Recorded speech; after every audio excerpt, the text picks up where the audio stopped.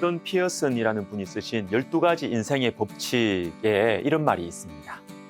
괴롭힘을 당하는 가장 흔한 이유는 맞서 싸울 생각이 없기 때문이다. 이런 말이에요. 자, 여러분, 그리스도인은 원수 마귀와 영적 전쟁을 해야 합니다. 그런데 싸울 생각이 없는 경우가 있습니다. 여러분, 우리는 그리스도의 군사입니다.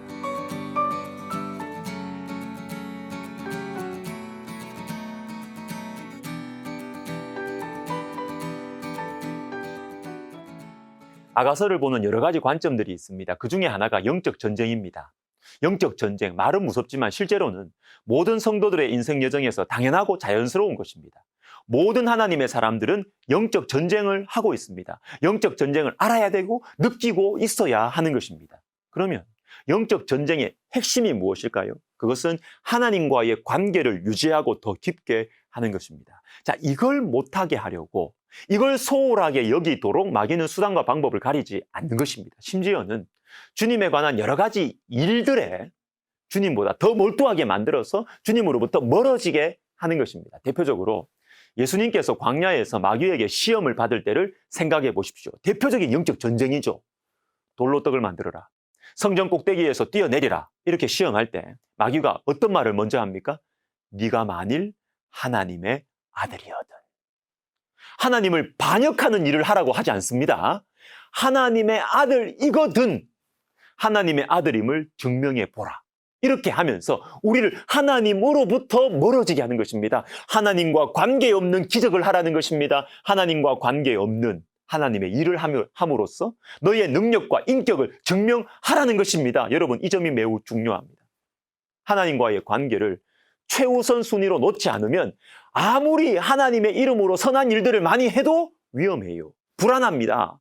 영적 전쟁의 핵심은 하나님과의 관계를 유지하고 더 깊게 하는 것입니다. 이런 관점에서 아가서는 영적 전쟁에 관한 중요한 말씀이에요. 오늘 본문 2절을 보시면 하나님께서 우리의 마음 문을 두드리십니다. 나의 사랑하는 자의 소리가 들리는구나. 문을 두드려 이르기를 나의 누이, 나의 사랑, 나의 비둘기, 나의 완전한 자야 문을 열어다오. 내 머리에는 이슬이, 내 머리털에는 밤 이슬이 가득하였다 하는구나. 자, 하나님께서 우리의 마음을 두드리시는데요.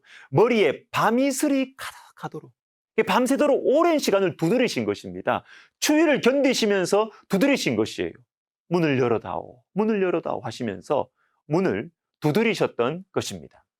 자, 요한계시록 3장 20절에서도 예수님께서는 우리의 마음 문을 두드리십니다. 볼지어다, 내가 문 밖에 서서 두드리노니 누구든지 내 음성을 듣고 문을 열면 내가 그에게로 들어가 그와 더불어 먹고 그는 나와 더불어 먹으리라. 자, 여기에 나오는 두드린다는 것은 이 시제가 현재예요. 현재형. 계속 두드리신다는 것입니다. 그리고 이 말씀은 라오디게아 교회에게 주신 말씀입니다. 차지도 않고 뜨겁지도 않은 교회, 자신의 공고한 영적인 상태를 알지 못하고 나는 부자라고 착각하고 있는 영혼들에게 주신 말씀입니다. 별로 사랑스럽지 않은 사람이죠. 별로 함께하고 하고 싶지 않을 것 같은 사람의 마음문을 예수님은 계속해서 두드리시는 것입니다. 여러분, 주님께서 저와 여러분의 마음문을 두드리고 계신다는 사실을 아십니까?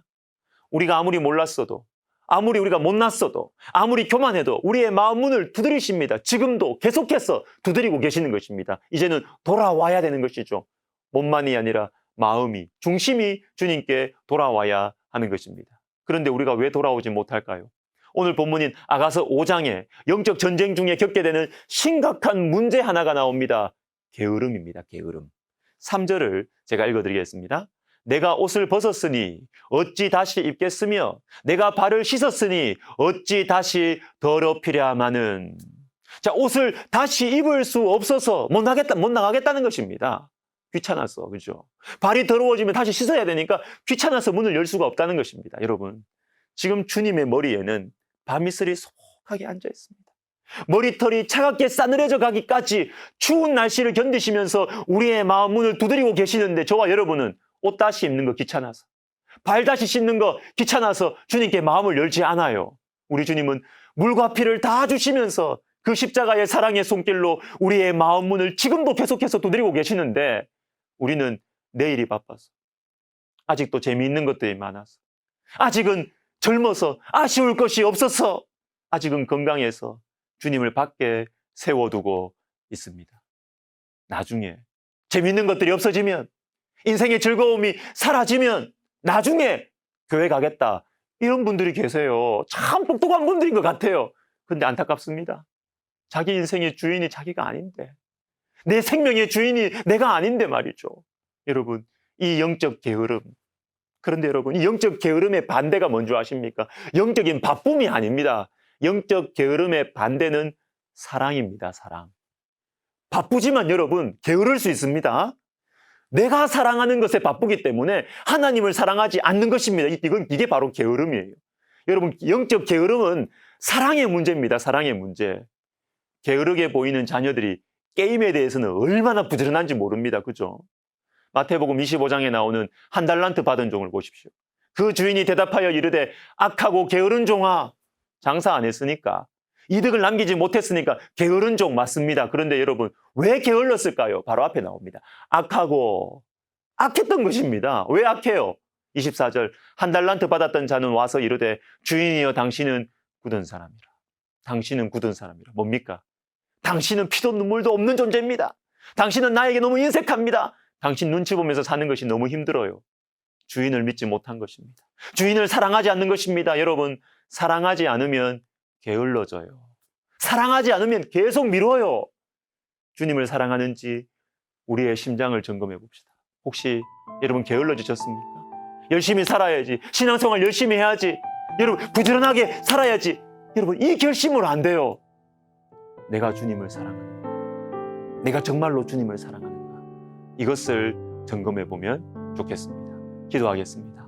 하나님 아버지, 주님이 나에게 얼마나 나를 사랑하셨는지, 내가 주님을 얼마나 사랑하는지, 거기에 따라서 나의 이 게으른 몸과 마음이 새롭게 일어날 줄로 믿습니다. 하나님, 우리 속에 주님을 향한 사랑을 불같이 허락하여 주셔서 이제는 게으르지 아니하고 주님을 사랑하며 헌신하며 살아가게 하여 주옵소서. 예수님의 이름으로 기도드립니다. 아멘.